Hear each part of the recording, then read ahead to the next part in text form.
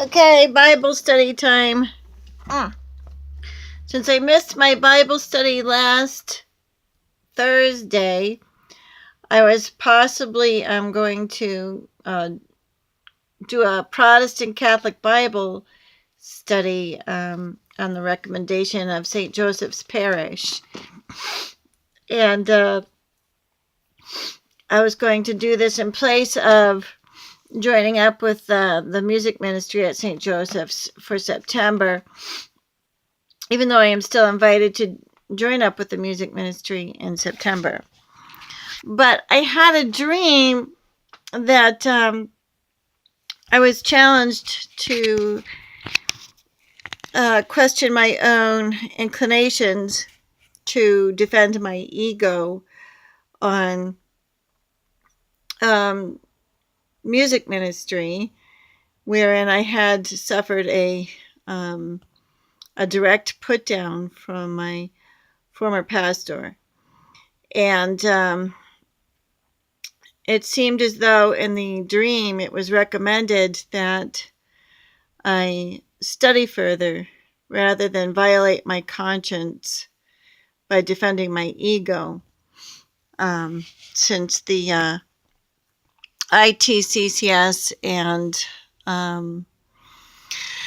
other powers that be have been challenging the clergy and the ethics of the clergy, which maintain the Catholic Church.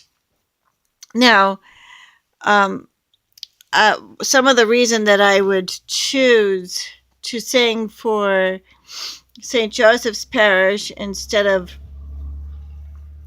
perhaps singing for a much fuller choir that would permit me to hide behind a vast number of professionals and therefore catch on much more quickly. I think that possibly working for Ian at St. Joseph's would be much more difficult and not even necessarily as fruitful, because there are so few of us. And all the air would be mine to carry, whereas in a full choir, we are actually advised to stagger our breathing. That certainly would not be allowed. You really have to be full of a lot of hot air and really be able to have quite a pair of lungs, I would think, no matter how softly you may sing, if all the sound is dependent only on you. And that would be the case at St. Joseph's. And I would get a lot of one-on-one attention, so it's still a temptation, provided that the one-on-one attention would be ethical.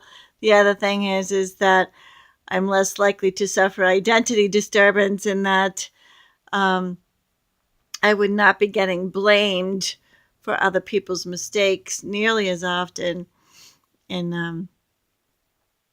a choir of only 3 or more people. Ian would know who I am and what I sound like, and I would not be mistaken for somebody else. In an audition choir, however, one that is 1,000 times more full than the choir I sang at St. Mary's, 1,000 times more full than the choir I sang with at St. Mary's, on the other end of the district. The original St. Mary's used to have a much, much, much fuller choir than what it presently has. And it dwindled way, way, way down, but still not as small a choir as what St. Joseph's offers. And then so I could either go much smaller or much bigger in that case. The huge choir at the St. Mary's, the new St. Mary's, which I have not yet attended or joined, has a huge It's a huge, huge choir, but it's an audition choir, supposedly. Now, the Monsignor doubts this. He doubts that it's an audition choir. He thinks they're pulling my leg, that they are expert sight singers. I mean, what do you call that again? Sight readers. That they're expert sight readers by a long shot, or that they are an audition choir. He doesn't believe it. So, because Terry used to work for the Monsignor, and now works for St. Mary's. At any rate, not necessarily shying away from singing for any of these choirs, but it was recommended that I either do this, either sing for the choirs in the church, or otherwise attend a Bible study run by both Catholics and Protestants. Now, there are pluses and minuses to both. So attending the Bible study, obviously there's a schedule conflict, and they weren't there the last time. If I were to do that, I'd be the soil might be tilled beyond what I can really stand or support anymore. It might be like an overtired what do I want to say? Plant that's been uprooted and transplanted. It might be a situation similar to that. It might be overly toiled, or because God knows, and I don't know if Monsignor really fully knows as well as I do, certainly, that I've been tired out by Protestants in the past. I find that the Catholic faith goes much more smoothly for me, but these paradoxes of severe abuse is just,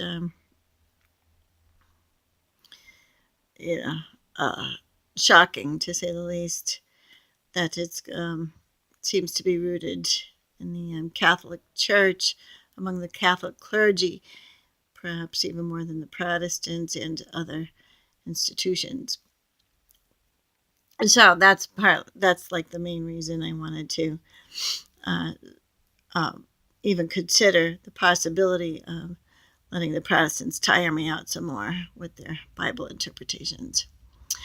In the meantime, let's do some Bible studying. As I missed out on the first Bible study, I was going to at least attend one, and then perhaps join up with Ian at St. Joseph's in January, toward the end of January, which he said I could do. So we're starting with what I'm going to have to do is maybe pause this so I can turn on some light. Okie doke. So where do we start? Let's start with in the beginning. Here we go.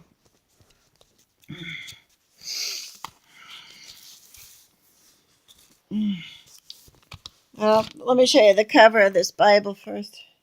There we go. The Jesus Bible, Jesus Teaching Bible.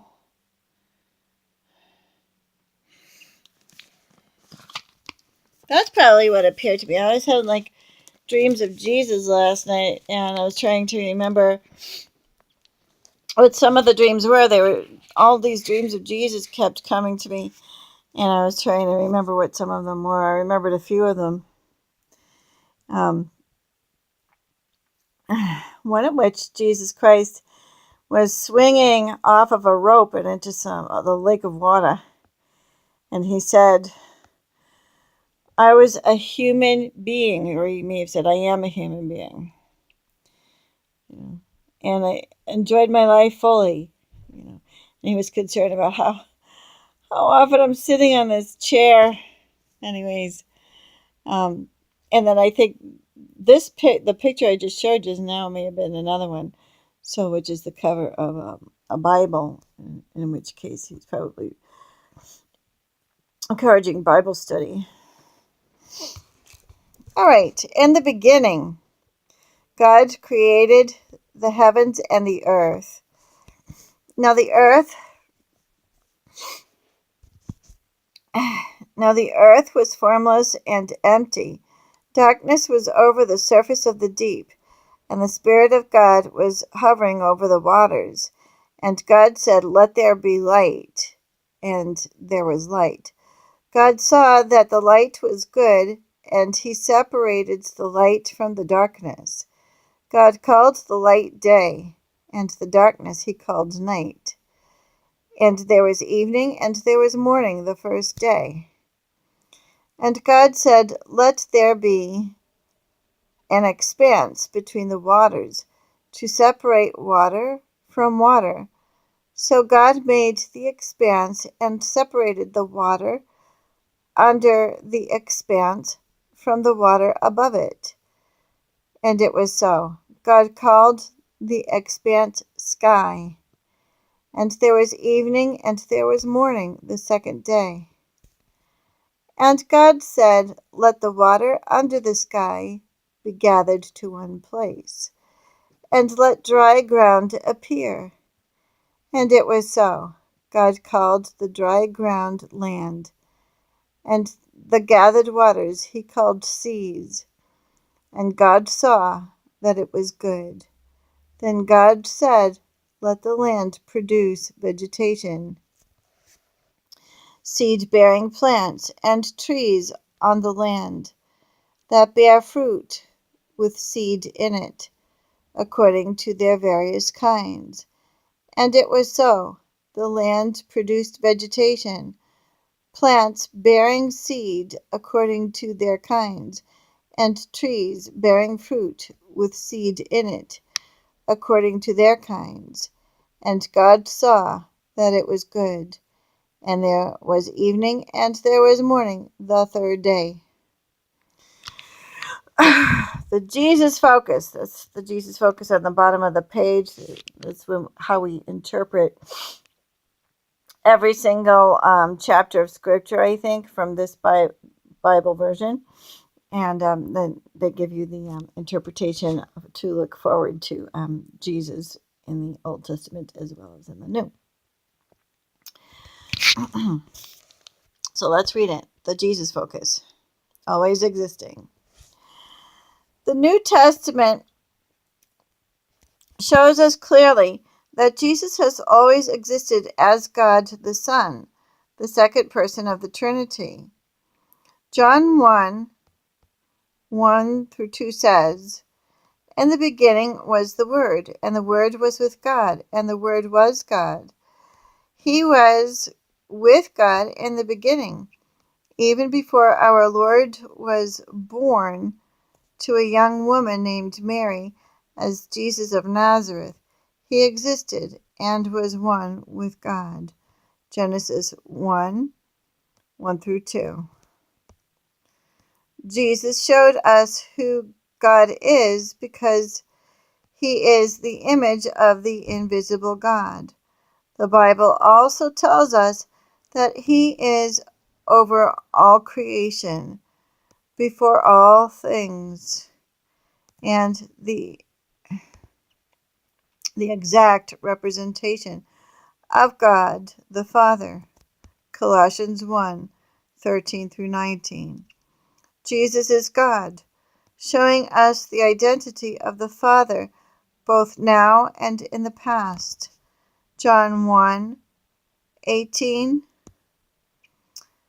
8, 19, 14, 6-11. Time, as we know it, doesn't apply to God.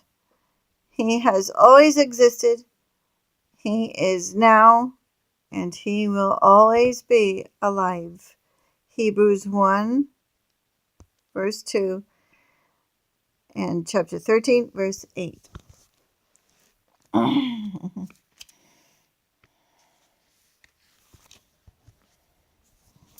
All right, let's follow up with 3 Our Fathers. Our Father, who art in heaven, hallowed be thy name. Oh, I think it's 5 Our Fathers. We could start with 3, and then the rest of the 33 will be 5. Okay, so we'll start with 3. Our Father who art in heaven, hallowed be thy name. Thy kingdom come, thy will be done on earth as it is in heaven. Give us this day our daily bread, and forgive us our debts as we forgive our debtors. And bring us not into hard testing, but save us from the evil one. Amen. Our Father who art in heaven, hallowed be thy name. Thy kingdom come, thy will be done on earth as it is in heaven. Give us this day our daily bread, and forgive us our debts as we forgive our debtors. And bring us not into hard testing, but save us from the evil one. Amen. Our Father who art in heaven, hallowed be thy name. Thy kingdom come, thy will be done on earth as it is in heaven. Give us this day our daily bread, and forgive us our debts as we forgive our debtors. And bring us not into hard testing, but save us from the evil one. Amen. Okay, so the 33 Our Fathers is broken up into 5 Our Fathers. I believe for like 5, pretty sure it's 5 mysteries each. No, or it's one per one mystery. It's 5 Our Fathers per one mystery. So, and one mystery is um, broken up into several different um, Bible studies, right? Or Bible verses. It's one Bible study with several Bible verses to prove whatever point that the writer of the study would like to make.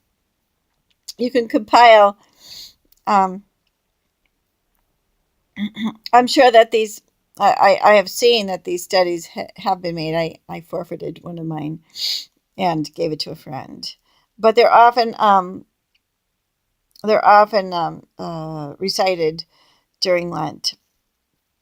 However, since we started out with the remainder 3 of the 33 Our Fathers, why don't we talk about the 3 Fathers that I am concerned with presently?